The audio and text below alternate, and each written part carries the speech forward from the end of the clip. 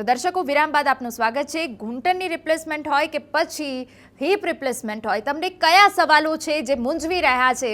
TV screen પર number scroll થઈ રહ્યો છે, બસ એ નંબર ઉપર તમારે કોન્ટેક્ટ કરવાનો છે અને બસ તમને જે પણ મૂંઝવણ હશે એનું નિરાકરણ મળી જશે. ચર્ચાને આગળ વધારીએ.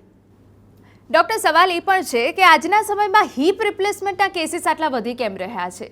જી હા, અત્યારે તમે જોયું હોય તો છેલ્લા 3-4 વર્ષથી હિપ રિપ્લેસમેન્ટના કેસીસમાં વધારો થવા માંડ્યો છે.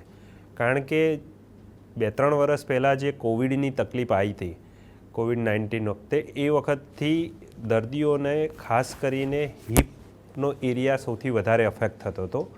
કારણ કે કોવિડ ઇટસેલ્ફ જ એવી એક બીમારી હતી જેના લીધે થઈને લોહીનું ગંઠાવાનું વધી જતું હતું અને એની સારવાર દરમિયાન જે મોસ્ટલી સ્ટીરોઇડ અને રેમડેસિવિર વપરાતા હતા એના લીધે થઈને લોહીના જે થાપાનો ગોળો હોય એનો લોહીનો દોરો સુકાઈ જતો હતો.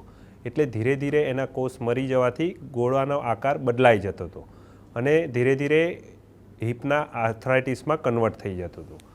જેમ જેમ આ કોવિડના કેસીસ વધ્યા એમ હમણાંથી અમારી ઓપીડીમાં આવતા આવા પ્રકારના કેસીસ વધવા માંડ્યા કે જે દર્દીઓને બહુ નાની ઉંમરમાં પણ હિપ રિપ્લેસમેન્ટની જરૂરિયાત પડતી હોય છે.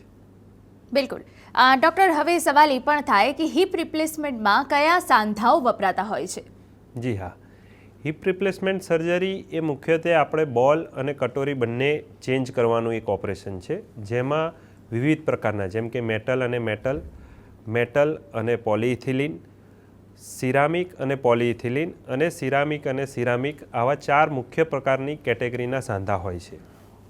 જેમાં બહુ બધા એનાલિસિસ અને રિસર્ચ પછી સિરામિક સાંધા એ સૌથી આગળ વધે છે, કારણ કે એમાં ઘસારાની જે સંભાવના છે એ બહુ નહિવત માત્રામાં હોય છે, જેથી એની આવરદા સૌથી વધુ હોય છે. આજે નખાયેલા સાંધા કેટલું લાંબુ ચાલશે એ સૌથી વધારે સિરામિક સાંધાઓમાં એની આવરદા સૌથી વધારે જોવા મળે છે. મારી સલાહ હંમેશા એ જ હોય છે કે જો દર્દી સાથે ઓપ્શન હોય તો એને સિરામિક સાંધા સાથે જવું જોઈએ. બિલકુલ. ડૉક્ટર, અત્યાર સુધી સૌથી સારું હિપ રિપ્લેસમેન્ટ કયું છે? ઘણા બધા વર્ષોથી જે ખાસ કરીને હિપ રિપ્લેસમેન્ટ સર્જરી થતી હતી એમાં વિવિધ પ્રકારના ઓપરેશનો હતા, જેમ કે કોઈ પાછળથી કરતું હતું, કોઈ લેટરલ પોઝિશનથી કરતું હતું અને હવે જે થોડા સમયમાંથી ટ્રેન્ડિંગ છે એ છે ડાયરેક્ટ એન્ટિયર અપ્રોચ, કે જેમાં આગળથી પણ સાંધો બદલાતો હોય છે, જે મુખ્યત્વે પહેલાં બહારના કન્ટ્રીમાં જોવા મળતું હતું પણ ધીરે ધીરે એ હવે ઇન્ડિયામાં પણ પ્રચલિત થવા માંડ્યું છે. એ ઓપરેશન એવું છે કે જેમાં એ ટોટલી મિનિમલ ઇન્વેઝિવ કહેવાય, કે જેમાં એક પણ સ્નાયુ કપાતો નથી અને સ્નાયુની વચ્ચે થઈને જઈને આપણે સાંધાનું પ્રત્યારોપણ કરતા હોઈએ છીએ, જેથી દર્દી બધા જ કાર્ય, બધી જ મૂવમેન્ટ પ્રોપર કરી શકે છે અને ગોળો છટકી જવાની સંભાવના ઓછી છે. અત્યારના સમયમાં સૌથી સારામાં સારું ઓપરેશન કહીએ તો એ છે direct anterior approach hip replacement surgery. બિલકુલ. ડૉક્ટર, હવે સવાલ એ પણ છે કે આ બંને સર્જરી બાદ ફિઝિયોથેરાપિસ્ટનો રોલ શું છે? ઢીંચણ અને થાપાની બંને સર્જરીઓમાં અમે જનરલી એવું માનીએ છીએ કે એઝ અ સર્જન તમારી ભૂમિકા 50-60% જેવી હોય, કારણ કે ઓવરઓલ પેશન્ટના સક્સેસ રેશિયો એ ઓપરેશન સિવાય બી પાછળની જે એમની પોસ્ટ ઓપરેશન જે ફિઝિયોથેરાપી છે એનો બી અગત્યનો રોલ હોય છે. કારણ કે સ્નાયુ જો મજબૂત હશે, સ્નાયુ સારા કેળવાયેલા હશે તો સાંધાનું હલનચલન, એની મૂવમેન્ટ અને સાંધાની ઓવરઓલ ક્વોલિટી એ બહુ જ સારી રહેશે. દરેક દર્દીને સલાહ છે કે ઓપરેશન પછી યોગ્ય ફિઝિયોથેરાપી કરાવવી જોઈએ.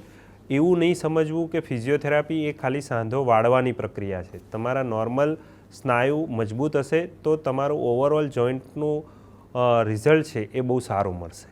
બિલકુલ. ડૉક્ટર, ઘૂંટણને લઈને કે હિપ રિપ્લેસમેન્ટને લઈને અનેક માન્યતાઓ રહેલી છે, ત્યારે આપ અમારા દર્શકોને શું સંદેશ આપવા માંગો છો? મારો સંદેશ એક જ છે કે અત્યારના ટાઈમમાં ઘણા બધા દર્દી આ રોગથી પીડિત થતા હોય છે. તેમને બિલકુલ હવે ચિંતા કરવાની જરૂરિયાત નથી, કારણ કે અત્યારના સમયમાં આની સારવાર બહુ અત્યાધુનિક થતી જાય છે. સ્ટાર્ટિંગ ફ્રોમ મિનિમલ ઇન્વેઝિવથી લઈને રોબોટિક સુધીની સારવાર આપણા ત્યાં હવે શક્ય છે. કોઈપણ દર્દીએ આના માટે જ્યારે પણ એમને આર્થરાઇટિસની તકલીફ થાય તો ડરવાની કે ચિંતા કરવાની જરૂરિયાત નથી. તો ડૉક્ટર ચિરાગ પટેલ, તમે અમારી સાથે જોડાયા તે બદલ આપનો ખૂબ ખૂબ આભાર. સો હિનાબેન, ઘૂંટણ અને થાપા માટે ઘણી બધી માન્યતાઓ છે, પણ દર્દીને સલાહ એક જ છે કે યોગ્ય કન્સલ્ટેશન કરાયા પછી સર્જરી કરાવવી જોઈએ. આભાર. બિલકુલ. તો જે રીતે દર્શકો, કે જ્યાં સુધી તમે યોગ્ય કન્સલ્ટ નહીં કરો ત્યાં સુધી તમને કેવી રીતે ખબર પડશે કે અમારે કઈ દિશા તરફ આગળ વધવું છે. કોઈ પણ સર્જરી હોય, ડૉક્ટરનું માર્ગદર્શન એટલું જ જરૂરી છે. ખાસ રજૂઆતમાં અત્યારે બસ આટલું જ. મને રજા આપશો. નમસ્કાર.